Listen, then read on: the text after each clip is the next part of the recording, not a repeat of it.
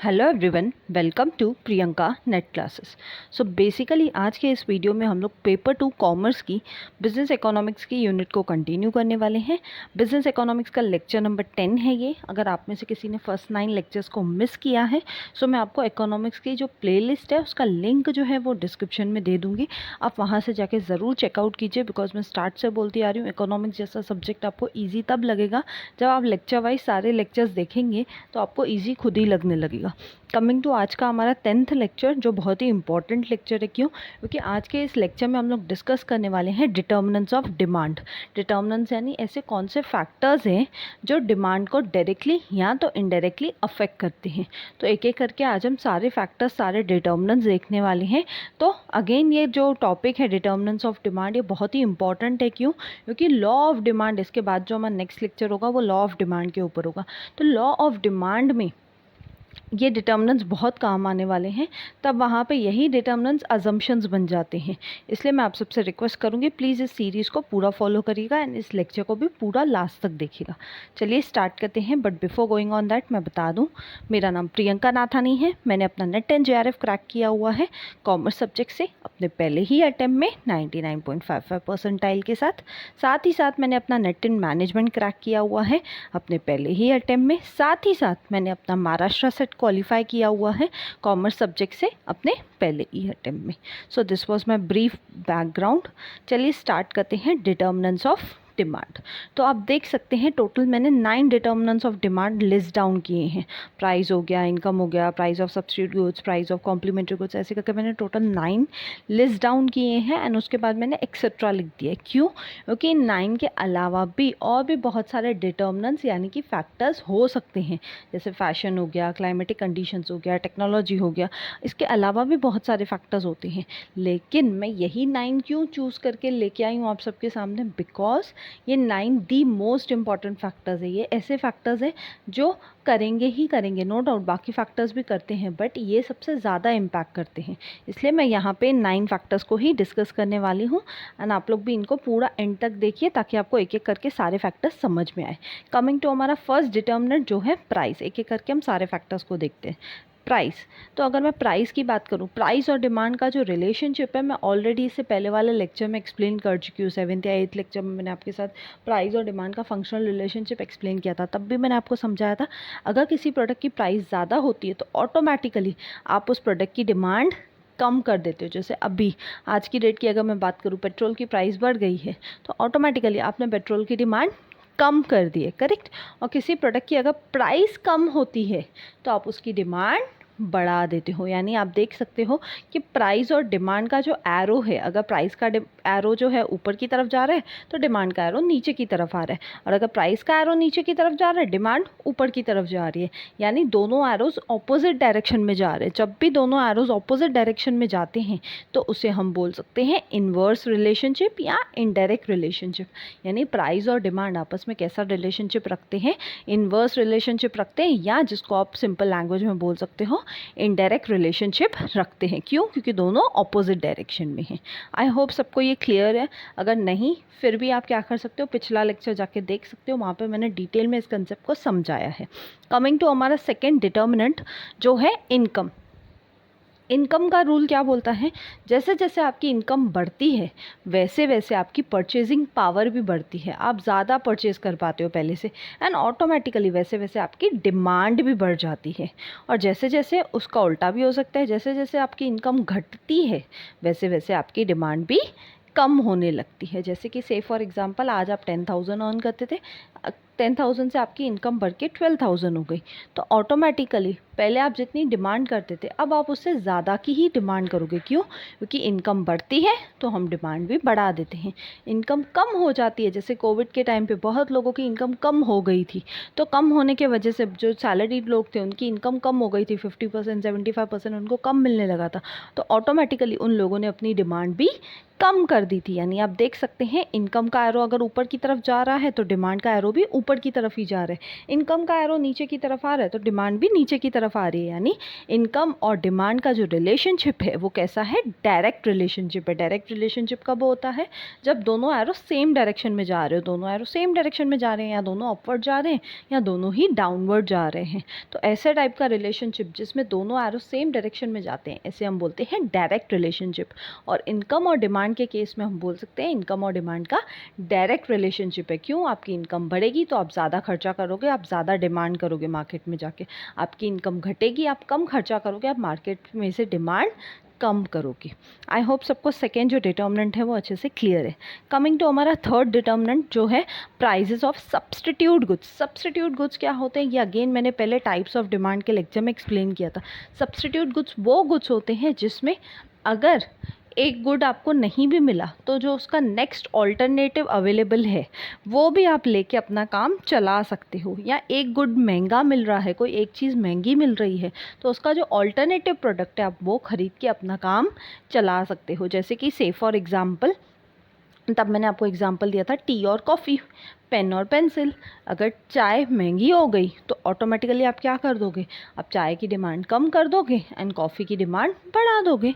तो सेम चीज़ यहाँ पे मैंने शुगर एंड जैगरी का एग्जांपल दिया है कि प्राइस किसकी बढ़ रही है, शुगर की प्राइस बढ़ रही है अगर, तो क्या होता है लोग शुगर की डिमांड कम कर देंगे और जैगरी की डिमांड बढ़ा देंगे, करेक्ट। और वही अगर शुगर की प्राइस कम हो गई तो लोग शुगर की डिमांड बढ़ा देंगे तो ऑटोमेटिकली जैगरी की डिमांड क्या हो जाती है, कम हो जाती है। यानी आप एरो देख सकते हैं, अगर प्राइस बढ़ रहा है शुगर का तो डिमांड किसकी बढ़ रही है, डिमांड जैगरी की बढ़ रही है, यानी उसके सब्सटीट्यूट गुड्स की बढ़ रही है।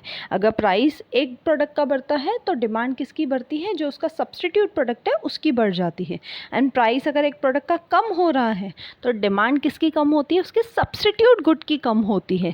इसलिए हम बोल सकते हैं क्योंकि दोनों ही एरो सेम डायरेक्शन में जा रहे हैं, या तो दोनों अपवर्ड जा रहे हैं या तो दोनों डाउनवर्ड जा रहे हैं, इसलिए हम लोग बोल सकते हैं प्राइस ऑफ सब्सटीट्यूट गुड्स के केस में जो रिलेशनशिप है वो कैसा है, वो डायरेक्ट रिलेशनशिप है। क्यों डायरेक्ट रिलेशनशिप है, क्योंकि प्राइस ज़्यादा तो डिमांड भी उसके सब्सटीट्यूट गुड की ज़्यादा हो रही है। आई होप सबको थर्ड जो है डिटर्मिनेंट वो भी अच्छे से क्लियर है। Coming to next fourth determinant जो है हमारा प्राइस ऑफ कॉम्प्लीमेंट्री गुड्स। अब कॉम्प्लीमेंट्री गुड्स क्या होते हैं, ये भी मैंने आपको टाइप्स ऑफ डिमांड के लेक्चर में समझाया था। कॉम्प्लीमेंट्री गुड्स मतलब ये ऐसे टाइप के गुड्स रहते हैं जिसमें आपको दो या दो से ज़्यादा चीज़ें मिला के आप एक डिमांड को फुलफ़िल करते हो। जैसे कि से फॉर एग्ज़ाम्पल मैं बोलूँ शू एंड सॉक्स, ठीक है, रबर एंड बुलेट, ऐसे करके। या मैं सपोज़ बोलूँ कि मुझे चाय बनाना है तो मुझे क्या चाहिए, चाय पत्ती भी चाहिए, पानी भी चाहिए, दूध भी चाहिए, शक्कर भी चाहिए, तो ये सब क्या है, कॉम्प्लीमेंट्री गुड्स है। या कार और फ्यूल, ये सभी के सभी क्या है, कॉम्प्लीमेंट्री गुड्स है। यानी एक ही चीज़ की डिमांड को पूरा करने के लिए आपको दो या दो से ज़्यादा गुड्स लगते हैं अगर, तो उसे हम बोलते हैं कॉम्प्लीमेंट्री गुड्स। अब कॉम्प्लीमेंट्री गुड्स का एग्जाम्पल यहाँ पर मैंने दिया हुआ है फ्यूल और कार का। अगर फ्यूल के प्राइसेस बढ़ते हैं, जैसे आज के डेट में फ्यूल के प्राइसेस बढ़े हुए हैं, तो डिमांड कार की जो है वो ऑटोमेटिकली घटने लगती है। क्यों, क्योंकि लोग पेट्रोल को ही अफोर्ड नहीं कर पाएंगे, डीजल को ही अफोर्ड नहीं कर पाएंगे, तो लोग कार खरीदने की तो सोचेंगे ही नहीं। इसलिए ऑटोमेटिकली कार की जो डिमांड है मार्केट में वो कम हो जाती है। लेकिन वही अगर पेट्रोल के प्राइसेस, डीजल के प्राइसेस कम होने लगते हैं तो ऑटोमेटिकली लोग क्या करते हैं, जो कार की डिमांड है वो बढ़ा देते हैं। यानी आप देख सकते हो अगर एरो प्राइसेस ऊपर की तरफ जा रहे हैं, बढ़ रहे हैं, तो डिमांड घट रही है, और यही अगर प्राइसेस घट रही हैं तो डिमांड बढ़ रही है। यानी दोनों एरोज जो हैं प्राइस और डिमांड के वो ऑपोजिट डायरेक्शन में जा रहे हैं, करेक्ट। जब भी एरोज ऑपोजिट डायरेक्शन में जाएंगे यानी हम बोल सकते हैं इनवर्स रिलेशनशिप या इनडायरेक्ट रिलेशनशिप। अगर फ्यूल का प्राइस बढ़ेगा तो डिमांड जो है कार की वो ऑटोमेटिकली कम हो जाएगी। तो ऐसे टाइप के रिलेशनशिप को हम क्या बोलेंगे, इसलिए हम बोल सकते हैं कि कॉम्प्लीमेंट्री गुड्स के केस में जो रिलेशनशिप होता है वो कैसा होता है, वो इन्वर्स होता है, इनडायरेक्ट होता है। आई होप सबको ये क्लियर है। Next coming to nature of product, किस टाइप का प्रोडक्ट है। अगर आप कोई नेसेसिटी खरीद रहे हो, नेसेसिटी यानी जैसे आप मेडिसिन खरीदते हो, आप सॉल्ट खरीद रहे हो, तो ये सब क्या है, नेसेसिटी, आपको चाहिए ही चाहिए, आप इनके बिना रह ही नहीं सकते हो। तो उसके केस में अगर प्राइस बढ़ती भी है तो भी आप अपनी डिमांड को बढ़ाओगे ही बढ़ाओगे। यानी इररिस्पेक्टिव ऑफ प्राइस, नेसेसिटी के केस में क्या होता है, प्राइस की तो कोई बात ही नहीं होती है। क्यों? क्योंकि अगर आपको कोई चीज़ खरीदनी है तो आप खरीदोगे ही खरीदोगे। नमक का प्राइस, टाटा सॉल्ट का प्राइस पहले 22 था, फिर 24 हो गया, तो लोगों ने क्या नमक खाना कम कर दिया या बंद कर दिया? नहीं। तो नेसेसिटीज़ के केस में क्या होता है, इर्रिस्पेक्टिव ऑफ द प्राइस, कितना भी प्राइस बढ़ जाए या घट जाए, उसकी डिमांड पे कोई ख़ास फ़र्क आता नहीं है। लोग अपनी डिमांड को कम या ज़्यादा उस हिसाब से नहीं करते हैं, इसलिए नेसेसिटीज़ के केस में प्राइस से कोई फ़र्क नहीं पड़ता है। तो लोगों को जितनी सॉल्ट पहले लगती थी, आज भी लोग उतनी सॉल्ट यूज़ करते ही हैं। क्यों? क्योंकि प्राइस और डिमांड का जो नेसेसिटीज़ के केस में जो रिलेशनशिप है वो कैसा है, डायरेक्ट है। प्राइस बढ़ेगी भी तो भी लोग अपनी डिमांड बढ़ा देंगे। क्यों? क्योंकि उनको वो चीज़ चाहिए ही चाहिए। मेडिसिन का प्राइस बढ़ेगा तो भी लोग अपनी डिमांड बढ़ा देते हैं। आज अगर सनफ्लावर ऑयल का प्राइस बढ़ गया है तो भी तो लोग अपनी डिमांड बढ़ा रहे हैं, डिमांड तो कहीं से कम नहीं करें। क्यों? विदाउट सनफ्लावर ऑयल खाना बन ही नहीं सकता है, करेक्ट। तो नेसेसिटीज़ के केस में क्या है कि irrespective of the price, market में प्राइस चाहे जो हो, आपको वो चीज़ कंज्यूम करनी ही है तो आप एनी हाउ कंज्यूम करते ही हो। Next coming to durable goods. Durable goods के केस, ड्यूरेबल गुड्स क्या होते हैं? ऐसे गुड्स जो लंबे समय तक चलते हैं, जैसे कि से for example TV, refrigerator, laptop, computers, ये सब क्या है, ये सब ड्यूरेबल गुड्स है। आप एक बार लोगे, एक बार आप कैपिटल एक्सपेंडिचर करते हो इनके ऊपर, उसके बाद आप लाइफ लॉन्ग 5 साल 10 साल तक फिर से ये चीज़ों को नहीं खरीदते हो, या मे बी 15-20 साल तक। तो उस केस में क्या हो जाता है, ड्यूरेबल गुड्स के केस में क्या हो जाता है कि अगर किसी चीज़ की प्राइस बढ़ती है तो लोग ऑटोमेटिकली उसकी डिमांड घटा देते हैं। जैसे कि से फॉर एग्जांपल अगर टीवी की प्राइस बढ़ गई तो लोग ऑटोमेटिकली क्या कर देंगे, टीवी की जो डिमांड है वो कम कर देंगे। क्यों? क्योंकि ये ड्यूरेबल गुड्स हैं। ज़रूरी नहीं है कि आपको आज के आज ही टीवी लेके आनी है। हाँ, आपकी टीवी घर की ख़राब हो गई है तो आप आज देख रहे हो प्राइस ज़्यादा है मार्केट में टीवी का, तो आप थोड़ा टाइम वेट करते हो कि ठीक है थोड़ा टाइम मार्केट में प्राइस कम हो जाए फिर मैं जाके टीवी खरीद के आऊँगी। तो कहीं ना कहीं उस रीज़न के वजह से क्या होता है, क्योंकि आप अपनी डिमांड को पोस्टपोन करते हो, इस रीज़न की वजह से क्या होता है, अगर इन ड्यूरेबल गुड्स के केस में प्राइस बढ़ता है तो लोग क्या करते हैं, डिमांड कम कर देते हैं। ठीक है, आई होप सबको नेचर ऑफ प्रोडक्ट वाली भी डिटर्मिनेंट क्लियर है अच्छे से। Coming to size of population, obvious है जिस कंट्री की पॉपुलेशन ज़्यादा होगी वहाँ पे डिमांड भी ज़्यादा होगी, और जिस कंट्री की पॉपुलेशन कम होगी वहाँ पे डिमांड भी कम होगी। यानी पॉपुलेशन और डिमांड का जो रिलेशनशिप है वो कैसा है, डायरेक्ट रिलेशनशिप है। क्यों? क्योंकि दोनों ही एरो सेम डायरेक्शन में जा रहे हैं। पॉपुलेशन इंक्रीज हुई है तो डिमांड भी बढ़ेगी, पॉपुलेशन कम हुई है तो डिमांड भी घटेगी। यानी दोनों एरोस क्योंकि सेम डायरेक्शन में जा रहे हैं, इसलिए हम बोल सकते हैं पॉपुलेशन और डिमांड का जो रिलेशनशिप है वो कैसा है, वो डायरेक्ट रिलेशनशिप है। Coming to next determinant of demand जो है एक्सपेक्टेशन अबाउट फ्यूचर प्राइजेस। जब आप एक्सपेक्ट करते हो फ्यूचर प्राइजेस के बारे में, जैसे अभी सनफ्लावर ऑयल का प्राइस बढ़ा हुआ है, पेट्रोल डीजल का प्राइस बढ़ा हुआ है, तो अभी सब लोग क्या कर रहे हैं, एक्सपेक्ट कर रहे हैं कि फ्यूचर प्राइस क्या हो सकता है। अब यूक्रेन और रशिया के वॉर से आप देख रहे हो कि सनफ्लावर ऑयल, डीजल, पेट्रोल इन सब का प्राइसेस बढ़ा हुआ है, तो सब लोग अंदाज़ा लगा रहे हैं, एक्सपेक्ट कर रहे हैं फ्यूचर में प्राइस बढ़ेगा कि घटेगा। अगर आज मुझे पता चलता है, मुझे ऐसे लगता है, मेरी एक्सपेक्टेशन है कि आगे जाके फ्यूचर में जैसे ये वॉर ख़त्म हो जाएगा इन दोनों कंट्रीज़ के बीच में तो ये प्राइस घटेगा, सनफ्लावर ऑयल का प्राइस कम होगा, तो ऑटोमेटिकली क्योंकि मुझे उम्मीद है फ्यूचर में प्राइस कम होगा सनफ्लावर ऑयल का, इस चक्कर में मैं क्या करूँगी, मैं आज की डेट में अपनी डिमांड को कम कर दूंगी। एंड वाइस वर्सा यानी इसका एग्जैक्ट ऑपोजिट भी हो सकता है।